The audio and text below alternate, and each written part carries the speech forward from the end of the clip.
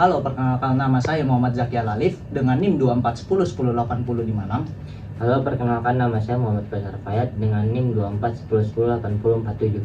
Halo, nama saya Delima Nazir Ramadhani dari angkatan 24, NIM saya 2410108040. Kami di sini akan membahas tentang bab type on screen dari buku Stop Stealing Sheep karya Eric Spiekerman. Selamat menikmati. Dalam buku Stop Stealing Sheep karya Eric Spiekerman membahas perbedaan antara tipografi cetak dan digital, tentang bagaimana huruf yang terlihat bagus di atas kertas belum tentu terlihat bagus di layar. Kenapa? Karena medianya sangatlah berbeda. Dan inilah faktor-faktornya. Yang pertama, resolusi. Ada yang tajam dan ada pula yang kotak-kotak. Untuk tipografi cetak yang dicetak di atas kertas dengan resolusi sangat tinggi, seperti printer profesional yang bisa mencetak hingga 1200 dots per inch. Detail halus dari bentuk huruf seperti serif tipis, lengkungan lembut, struk halus bisa terlihat jelas. Sedangkan untuk tipografi digital, layar komputer atau HP biasanya cuma punya resolusi sekitar 72 sampai 120 pixel per inch.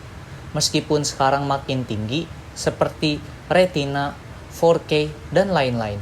Tetapi huruf di layar tersusun dari kotak-kotak kecil atau pixel, jadi detail tipis bisa kelihatan pecah atau kabur. Dan kesimpulannya ialah huruf cetak bisa sangat halus dan detail, sedangkan huruf digital harus diakali supaya tetap terbaca walau dengan keterbatasan pixel. Faktor yang kedua, teknologi rendering. Ada yang stabil dan ada pula yang adaptif.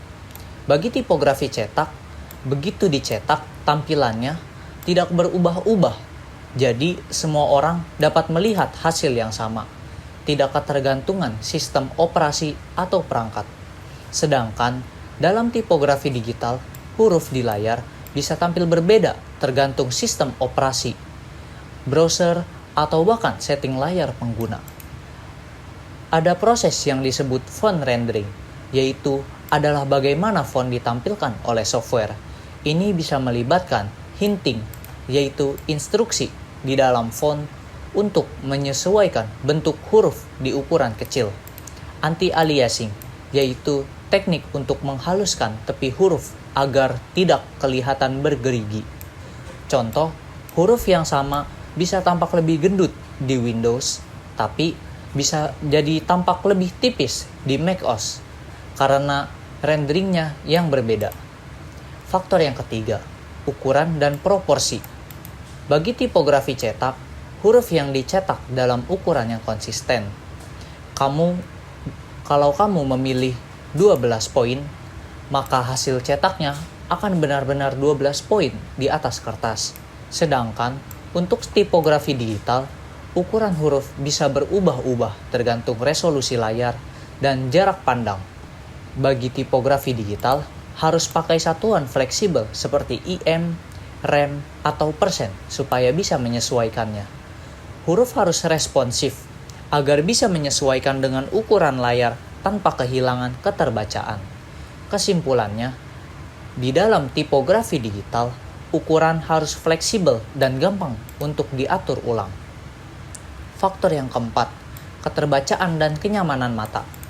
Bagi tipografi cetak, kontras tinta hitam di atas kertas putih membuat tulisan enak dan mudah untuk dibaca dalam waktu yang lama. Tidak ada cahaya latar, jadi mata tidak cepat lelah. Sedangkan untuk digital, membaca di layar menyala bisa bikin mata cepat lelah, apalagi kalau hurufnya kecil atau rapat. Huruf harus punya kontras yang tinggi dan spasi yang cukup supaya nyaman untuk dibaca. Contoh kesalahan umum pada desainer adalah teks abu-abu muda di background putih yang kelihatan trendy, tapi nyatanya bisa bikin menyiksa mata.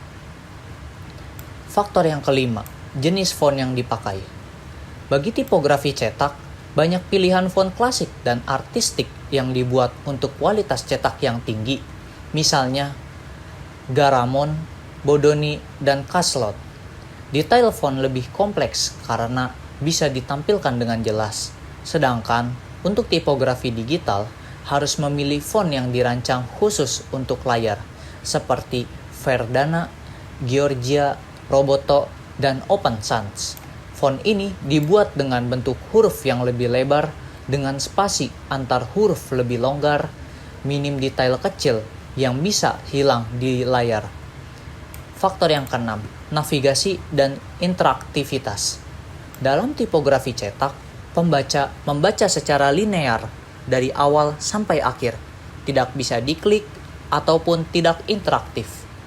Sedangkan dalam tipografi digital, tipografi bisa berupa tautan atau link yang bisa diklik, disorot, bahkan dianimasikan. Orang tidak selalu membaca dari atas ke bawah, tapi mereka memindai atau meng-scanning halaman dan mencari informasi yang penting di dalamnya. Yang ketujuh, konsistensi desain. Bagi tipografi cetak, desain layout sudah fix. Semua elemen seperti judul, paragraf, dan margin dikontrol sepenuhnya oleh desainer. Tidak bisa berubah saat dicetak. Sedangkan dalam tipografi digital, layout bisa berubah tergantung ukuran layar seperti browser ataupun perangkat. Jadi, mereka harus memakai desain responsif dan grid yang fleksibel. Kemudian bab type on screen, membahas pula tentang keterbacaan huruf di layar, yaitu readability on screen. Kalau kamu suka desain atau sering bikin konten digital, keterbacaan atau readability adalah kunci utama. Huruf yang terlalu kecil, terlalu rapat, atau kontrasnya buruk bisa bikin orang capek, frustasi, atau bahkan kabur dari halamanmu. Speakerman membahas ini dengan gaya yang santai, tapi teknis, dan berikut ini adalah penjelasannya. 1. Layar adalah tempat yang tidak ideal untuk membaca. Speakerman menekankan bahwa membaca di layar itu lebih sulit dibanding membaca di kertas. Karena layar yang menyala atau backlit bikin mata menjadi cepat lelah dan capek. Lalu resolusi layar yang lebih rendah, jadi huruf tidak setajam huruf cetak. Dan ada banyak gangguan lagi visual seperti pop-up, iklan, scroll, atau notifikasi yang artinya kita harus membuat teks di layar semudah mungkin untuk dibaca. 2. Ukuran huruf yang lebih besar maka lebih baik. Masalah umumnya adalah banyak desainer yang memakai ukuran huruf yang terlalu kecil karena ingin tampil elegan atau minimalis. Tapi di layar itu malah menyulitkan bagi para pembaca. Sedangkan solusi dari buku Stop Stealing Sheep yaitu menggunakan ukuran huruf yang lebih besar dari standar cetak. Untuk teks utama body text-nya, ukuran ideal di web atau aplikasi adalah sekitar 16 atau 18 pixel lebih. Jangan terlalu terpaku pada satuan poin seperti dicetak, karena pixel di layar berbeda tergantung resolusi dan DPI-nya. 3. Spasi antar baris atau leading line height. Bahasa lainnya, ruang napas dalam desain. Saat dicetak, 12 poin teks biasanya dipakai 14 poin leading atau jarak antar baris agar nyaman di mata. Jadi ada ruangnya antar atas dan bawah. Sedangkan di layar, mata butuh lebih banyak ruang antar baris supaya tidak tersandung saat membaca. Gunakan line height sekitar 1,4 hingga 1,6 kali ukuran huruf. Misalnya, jika ukuran huruf 16 pixel, maka pakai line height yang memiliki ukuran 24 hingga 26 pixel. Mengapa? Karena layar mempunyai efek glow dan kontras yang lebih tinggi. Jadi, jika terlalu rapat, maka akan melelahkan untuk mata. Lalu, keempat, ada panjang baris yang jangan terlalu panjang. Speakerman menyarankan untuk membatasi panjang baris agar lebih nyaman dibaca. Idealnya, satu baris teks di layar hanya mempunyai 50 hingga 75 karakter. Kalau terlalu panjang, maka mata akan kesulitan dan capek saat pindah dari baris ke baris selanjutnya. Akan tetapi, juga jika terlalu pendek, maka pembacaannya jadi terasa terpotong-potong dan ritme membacanya pun terganggu. Jadi, solusinya adalah gunakan lebar kolom yang tidak penuh di desktop dan gunakan media queries di web agar layout otomatis menyesuaikan ukuran layar. Dan terakhir, kelima, kontras warna yang jelas atau jangan sekalian. Kesalahan umum para desainer adalah teks abu-abu muda di layar putih terlihat elegan, tapi nyatanya bikin sakit mata seperti yang dijelaskan sebelumnya. Atau banyak hal yang kontrasnya tuh sangat mirip, misal merah atau warna cerah ketemu dengan latar yang putih, sehingga membacanya tuh menjadi suatu hal yang menyusahkan dan capek dan susah untuk dilihat karena bikin sakit mata. Lalu latar belakang gelap dengan teks pucat akan sulit dibaca dalam waktu lama. Jadi tipsnya dari Speakerman adalah gunakan kontras yang tinggi tetapi tetap lembut. Jadi jangan taruh seperti teksnya warna merah misalnya, tapi latarnya tuh ikutan warna cerah. Jadi kayak kontrasnya tuh tidak begitu jauh, jadi susah untuk dibaca dan membuat membacanya menjadi sakit mata. Di dalam bab Tap on Screen menjelaskan juga apa itu web font dan system font. Atau dalam bahasa santainya, apa sih yang boleh dipakai di web dan kenapa? Speakerman menjelaskan dengan sangat menarik karena ini bagian dari revolusi besar dalam dunia tipografi digital. Kita akan bahas dari zaman batu sampai era modern, biar kita benar-benar paham kenapa topik ini penting. 1. Apa itu system font? Definisi simpel, system font adalah font bawaan dari sistem operasi Windows, macOS, Android, iOS. Font-font ini pasti ada di komputer atau perangkat pengguna, jadi tidak perlu diunduh dari internet.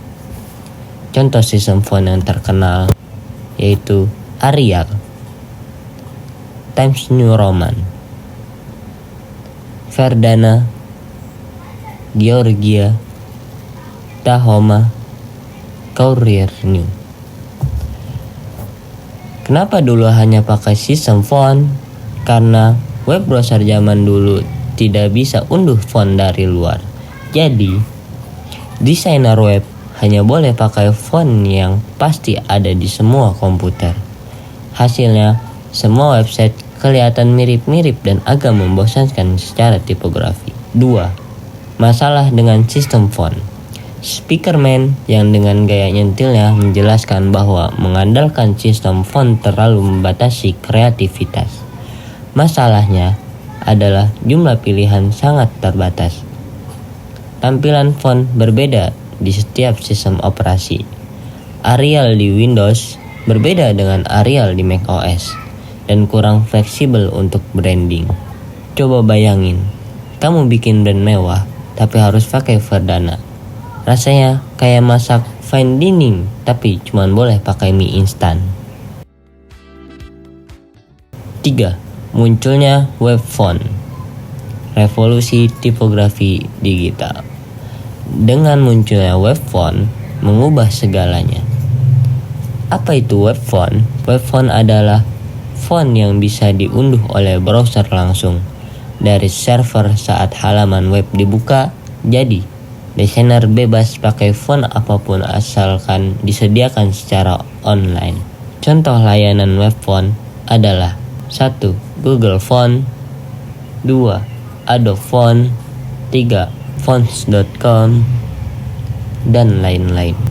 Apa yang bikin ini keren? Karena kita bebas memilih font seperti sans serif, serif, display, atau apapun. Lalu, web font ini konsisten tampil di semua perangkat. Karena font dikirim langsung dari server, desain jadi lebih fleksibel dan bisa lebih mencerminkan identitas brand. Tapi web font juga ada kekurangannya seperti saat Speakerman mengingatkan, walaupun web font itu keren, kita tetap harus hati-hati. Masalah teknisnya adalah waktu loading.